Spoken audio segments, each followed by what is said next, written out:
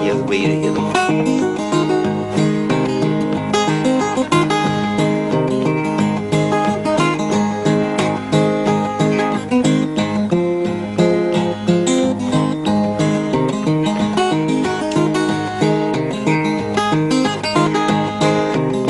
John Henry was a steel driving man. Yes, he went down. Well, he went down.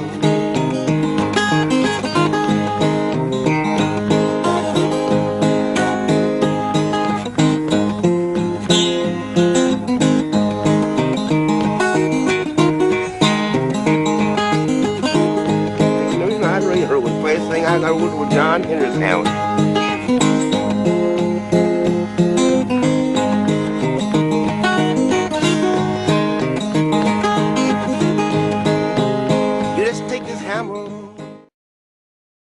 Hi there.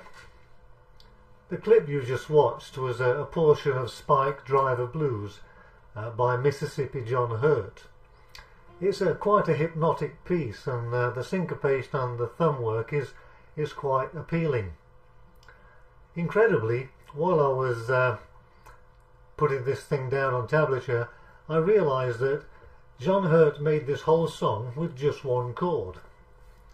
Now he changes the basic G chord into a G7 chord, and also he uses his fingers on the middle strings to change the flavour, but basically he just keeps one chord. He uses a basic G chord, sometimes he uses G7, he uses this chord, and he moves his ring finger across at various times in this shape. Normally I make the G chord in this way, which is something that I've done for many years. When you play it in this configuration, you can make a G7 shape and free your little finger to move around. Inevitably, when I'm playing a song such as this, I use this shape that I always do, that I always know, and I change over to the G7 shape and move my fingers. But it would be much easier if you could keep this configuration.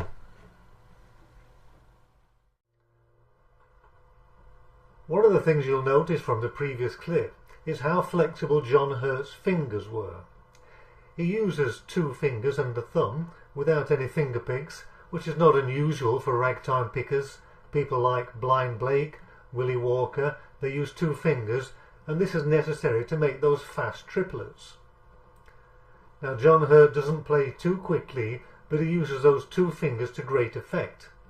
But you'll notice that he stabilises his hand by holding his finger on the soundboard.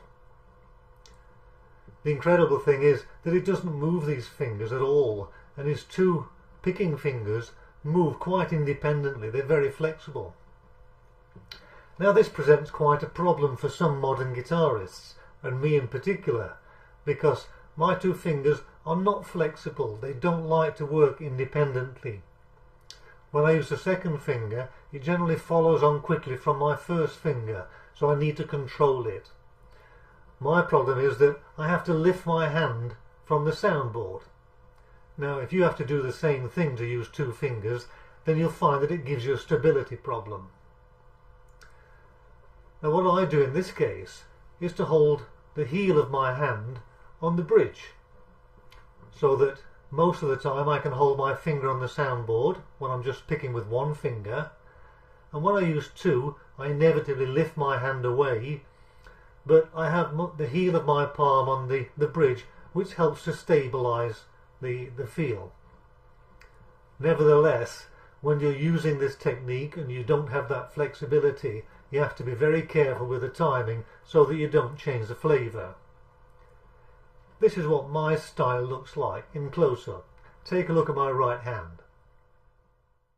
I normally keep the palm of my hand very close to the strings anyway, and you can see I anchor my hand on the soundboard, but when I use the second finger, the hand does lift off. if you have the same technique, then just take care with your damping and with your timing. You'll notice that John Hurt uses two structures in his alternating bass pattern. Sometimes he'll alternate in this way, and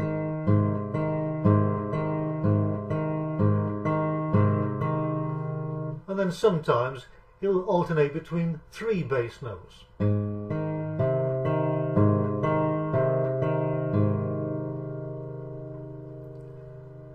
We need to take this at quite a slow pace so that we can try and keep this rhythm going.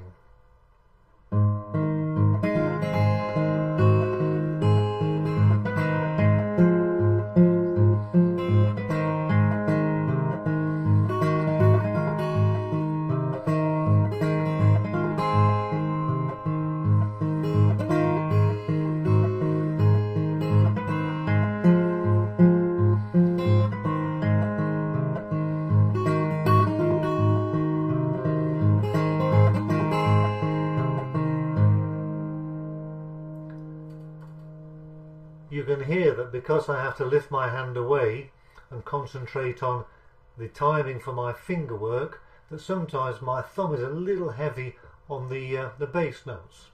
It helps if you try to damp with the heel of your palm to try and lessen that effect.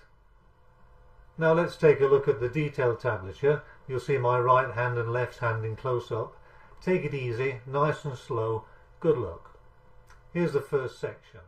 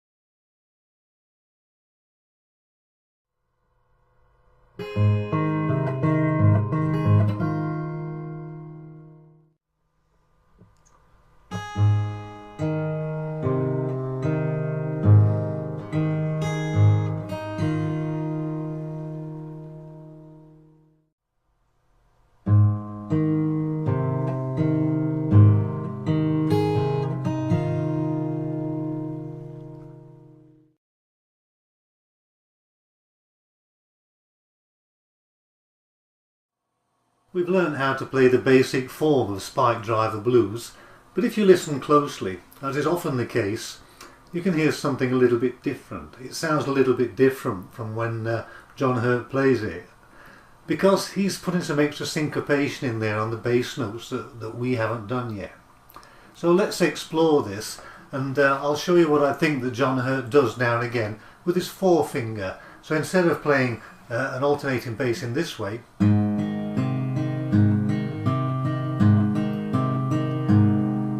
he'll use his forefinger to make that a double beat now and again.